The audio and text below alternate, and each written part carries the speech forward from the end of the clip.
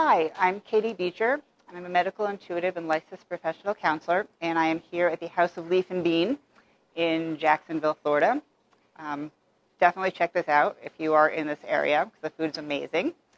And I have been asked to talk a little bit about what I do and how it relates to body image and self-esteem. The first question I usually get is, what exactly is a medical intuitive? And I work a little bit differently than other medical intuitives, so kind of a two-part question.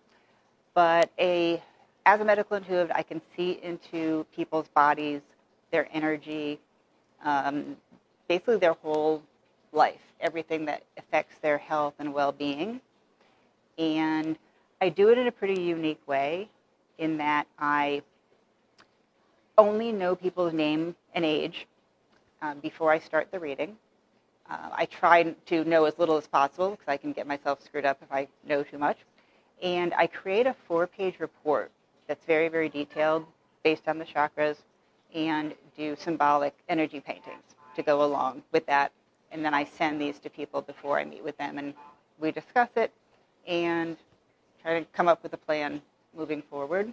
So I just want to show you a copy of one of the reports. I'm not sure how much you'll be able to see it, but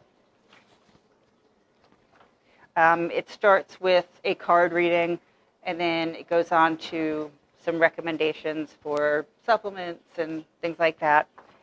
And then, why do I have so many pages? Okay.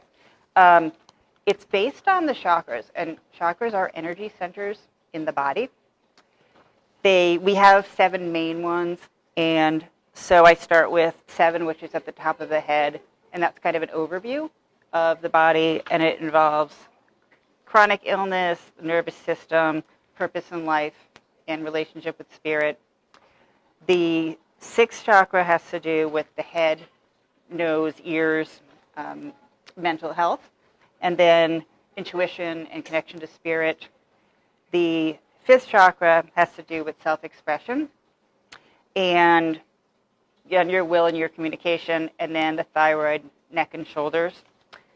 And the 4th has to do with emotions, being an empath, connection to people, and then heart, lungs, and breathing.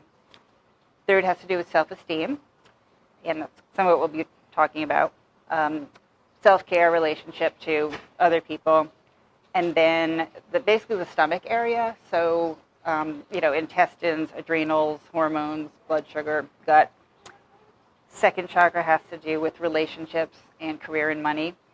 And then the reproductive organs and bladder, and then the lower back. And then finally, the 1st chakra has to do with family issues and safety and security, kind of the basic needs. And then base of your spine, blood, joints, immune system, and skin. The reason I'm telling you all that is because every part of your body and your energy impacts your physical, emotional, and spiritual health. And the reports I do are really, really detailed, and they get into root causes and coping strategies and strengths and weaknesses and things like that.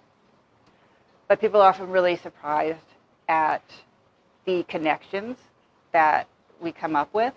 For example, someone will come to me and wanting to know more about their, like they fell and have an injury, or they've got issues or something like that. And what we end up talking about often is those subjects, but then also how the traumas in their life, or their childhoods, or their relationships, or their career, or intuitive abilities impact those issues. So it's very comprehensive. And the paintings that I create this is just one example of a painting. All of the colors mean something.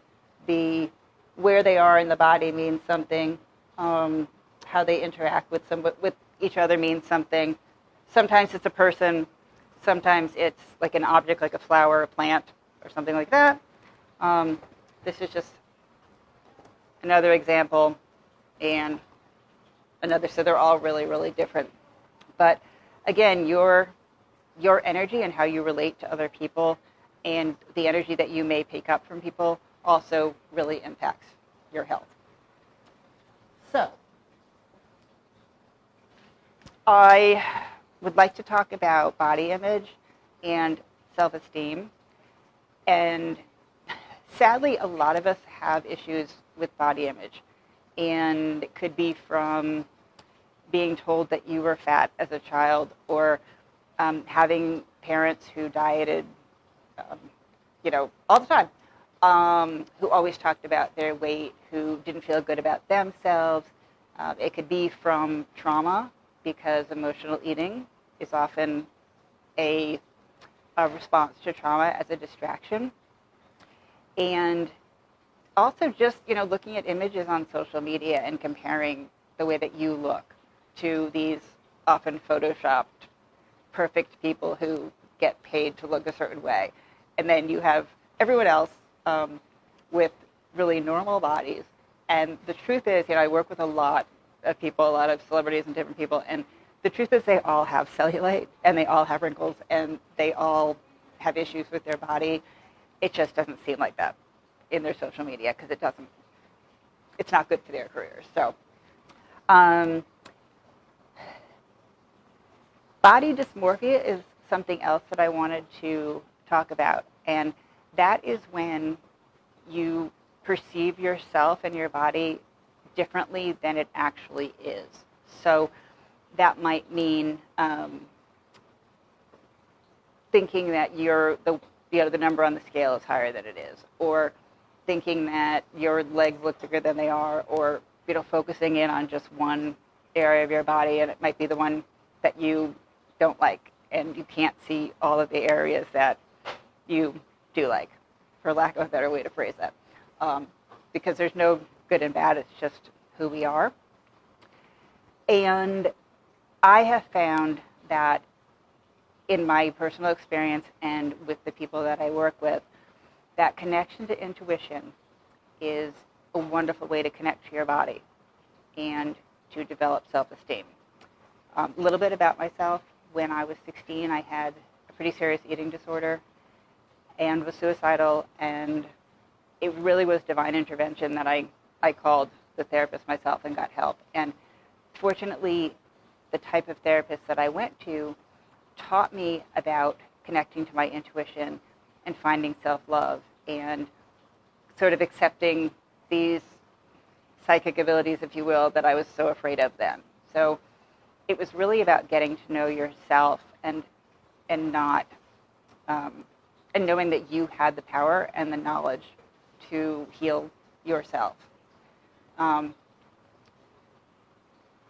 When you connect to your intuition, you're also connecting to your body, because it's sort of one and the same. And I want to teach you my favorite way of connecting. First, by intuition, what I mean is this all-knowing force that is always with you, that loves you unconditionally, that is always there protecting you and guiding you. And when you have it in your life, you don't feel alone anymore. Even if you're by yourself, you don't feel alone. So it's a little bit different definition of intuition. But the technique that I'm about to teach you, you can use to talk to your intuition, you can talk to your body, you can talk to symptoms, and you can also talk to people who have passed. So it's kind of cool. I didn't invent it. It's a Carl Jung thing. If you don't know anything about Carl Jung, definitely look him up, because he's pretty cool. The technique is to physically write down a question or your thoughts or feelings and direct it to your intuition or direct it to your body. And then just sit and wait for whatever you hear in response to what you wrote. Then write back to it, and then wait and see what you get, write that down. So you're having a written conversation, and you're writing down both parts, whether you're talking to the person who passed or your body or your intuition. Talking to your intuition can make a lot of people nervous, because they either don't know how or can't trust, or they feel like they can't trust it, or they confuse fear with intuition. They're afraid to trust it because maybe they do have intense abilities that have been scary in the past, or they think that if they open up that they're going to connect to something negative. And I can honestly tell you that intuition is pure love. So as long as you have good intention, nothing bad can get to you. So it's a very safe process. So some of the things that can trip people up are, like I said, being afraid, feeling like, why does the voice in my head that I hear back from when I talk to my body or intuition, why does that just sound like me? Or why aren't fireworks going off? Why am I not having an out-of-body experience? Sometimes they think I don't really get a lot of information. I only get a few words, so maybe I'm not doing it correctly. Maybe I just don't have any connection to my intuition. And what I tell people is just keep trying. Even if you just get a few words, ask for more information. Sometimes people ask a really broad question, like, where should I move to? And you may get an answer, but that tends to be kind of broad, or what is my life purpose? And that's a huge question. So break it down into little parts. And just be open to whatever you get. Sometimes your body or intuition may say something that doesn't seem to relate to what you wrote. Perfectly okay. It just means that they have other things to tell you. So how can you use this technique to connect to your body and feel better and improve your self-esteem? The voice from your intuition and your body should always be a loving voice. I'm not saying it won't tell you the truth, but it should always come from a place of love. And if you hear something that is criticizing you, putting you down, making you feel insecure, that's not your intuition. Those are those old tapes that we have in our heads from whenever, that it's fear. And fear keeps you from moving forward. So your body may tell you things like, they may talk about like loving and accepting yourself, or if you talk to your symptoms or something, you could say, what do I need to do to heal? Why are you in my life? What is the purpose for this? How can you help me? Kind of treating it like your friend, treating your body like your friend instead of your enemy, which often happens even with illness. We think our body's turned against us. So practice treating it like your friend and helping it work for you instead of against you. And it can be a slow process, especially if you're not used to liking and accepting yourself, to just allow those positive thoughts. But it will happen. Just keep trying. When I first learned how to do this, I had no self-esteem. I hated my body. I didn't even know what intuition was. So there was a huge learning curve, but the more I did it and the more I practiced and allowed those positive thoughts and allowed myself to not have to be at a perfect weight, or stop looking at the scale so much. I'm not a number. You're not a number. And all of us have different issues, and that's okay. But just sort of, practice it and allow the process to work for you. You may or may not go back and read them afterwards. A lot of the time I didn't. You don't have to do it for a long time either. So sometimes I will just take 5 minutes and I might say, do you have anything to tell me today? And write that down and have a conversation. Sometimes I may just start writing, like if there's something bugging me, I'm not sure what it is, or I just have something on my mind, I'll just start writing like I'm writing to a friend, and then see what I get back. Ask for some feedback on that. Sometimes I'll ask an actual question if I'm trying to decide something. So there's not any right or wrong way to do it. It's your body, it's your intuition, and just do what works for you. So that's basically what I wanted to talk about. I really encourage you to try the technique, see what you get, be open to it, allow your body and your intuition to give you loving messages and messages of self-acceptance. It does take work. I can honestly say that learning to love and accept myself and my body was the hardest thing I've ever done. But it was also the most rewarding, and I'm very grateful for the eating disorder because it helped me to, separate from my dysfunctional family. It helped me to figure out who I was. It helped me to be more authentic. It allowed me to accept some of my gifts that I was afraid of, and if I had not had that experience, I wouldn't be doing the work that I'm doing now. So things that seem really negative and scary sometimes aren't, and it really was a gift.